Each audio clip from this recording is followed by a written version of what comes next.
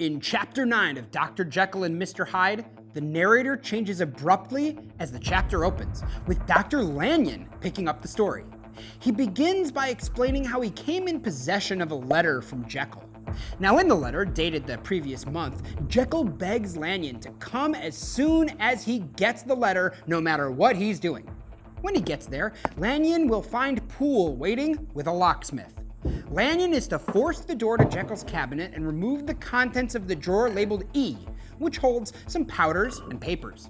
He is then to return to his residence and wait for someone who will arrive to pick up the contents. After the letter, Lanyon's account continues on. As directed, he went to Jekyll's and gathered the materials. The tincture is something Jekyll made, and the papers are records of his experiments.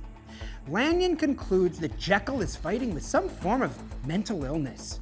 He starts to worry and arms himself with a pistol. Shortly after midnight, someone knocks on the door. It's a small, disturbing man wearing clothes that are too big for him. Lanyon recounts that his appearance should be funny, but is actually revolting.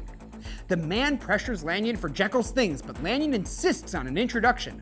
The man introduces himself as Mr. Hyde. Satisfied, Lanyon shows him where the contents of the drawer are. Hyde asks for a graduated glass and mixes the salts. The mixture bubbles, smokes, and changes color.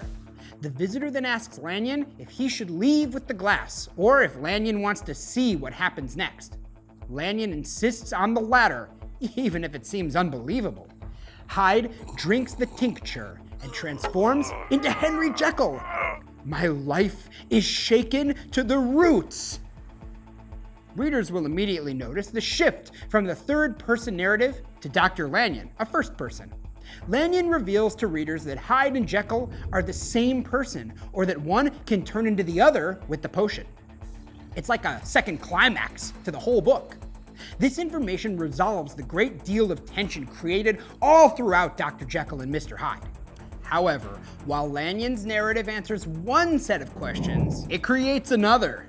How and why did Dr. Jekyll do this? Again, the theme of the divided self comes into play, and readers are left to wonder what other seemingly honorable people in their lives hide a secret Mr. Hyde.